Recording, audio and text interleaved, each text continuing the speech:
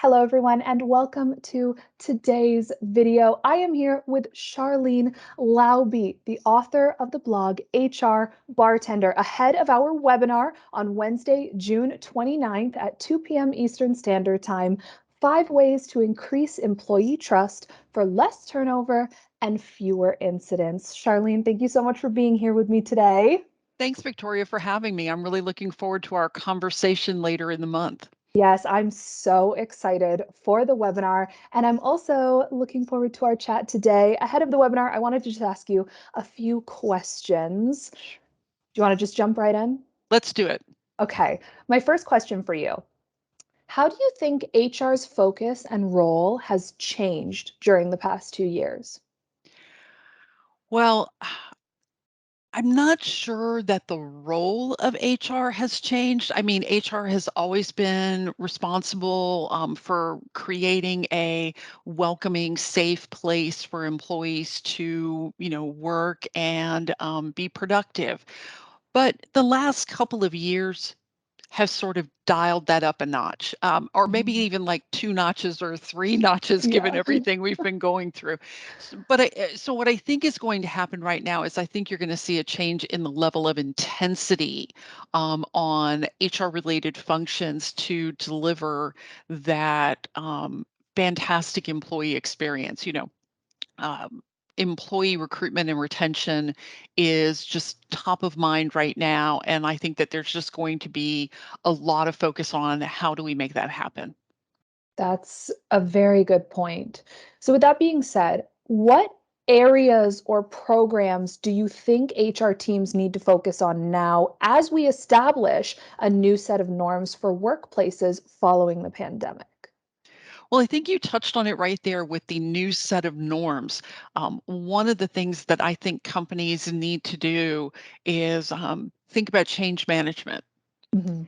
and not just let me go get a program and be done with it, but come up find the change management model that the company likes and sort of build it into culture. Every time we're going to create a change, we're all going to use the same model. When employees come into the organization, share with them how the model works in orientation and onboarding so that every time the company goes through a change, it almost sounds counterintuitive to say it this way, but they have a consistent model for dealing with change. So, a non-changing model for the way that we deal with change. Yeah.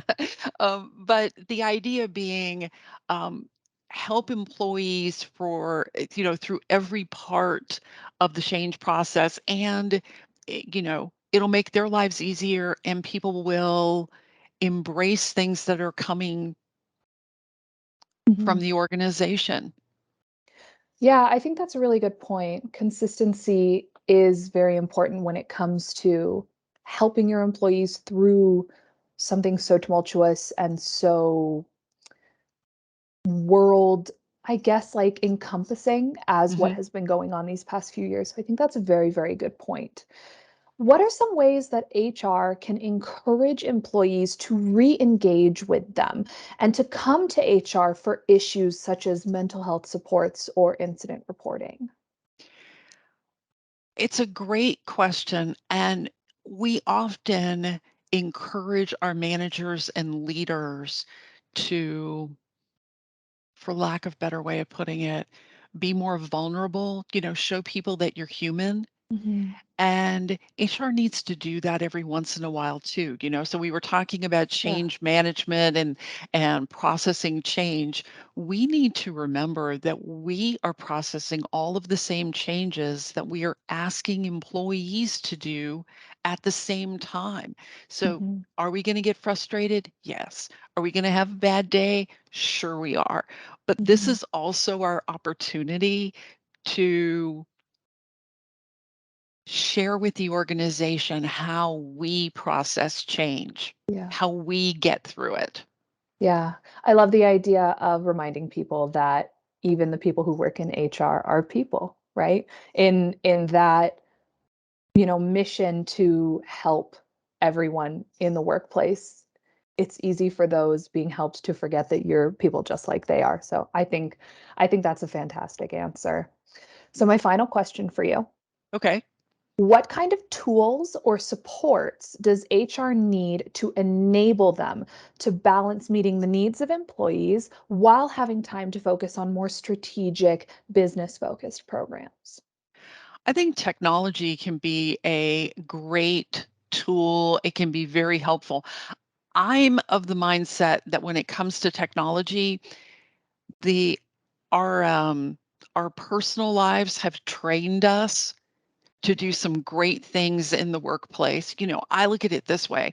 I can book a vacation, buy some shoes, deposit a check, change my address, all in my personal life. We should start thinking that way when it comes to my work life too.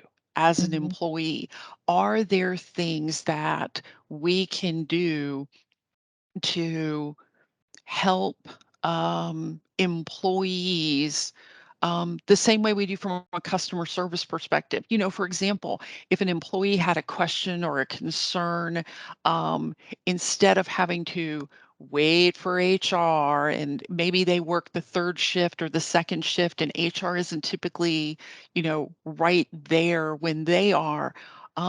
Is there a way that technology can help facilitate that conversation and say, I'd like to Yeah. stop by, I'd like to talk with you about something, I'd Mhm. like to get on your calendar. So, just like we do in our personal lives, are there some ways that we can bring technology into our work lives?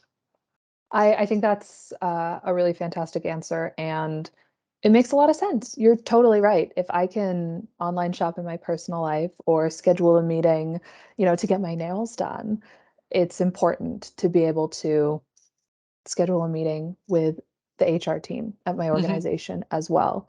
This was so insightful and absolutely a fantastic conversation. Thank you so much for sitting down with me today, Sharlyn. I am so looking forward to our webinar, which once again is called 5 Ways to Increase Employee Trust for Less Turnover and Fewer Incidents. And that is on Wednesday, June 29th at 2 p.m. Eastern Standard Time. The link is below if you want to register for it. I think we're going to be having a fantastic discussion. Sharlyn, thank you so much again. Thank you.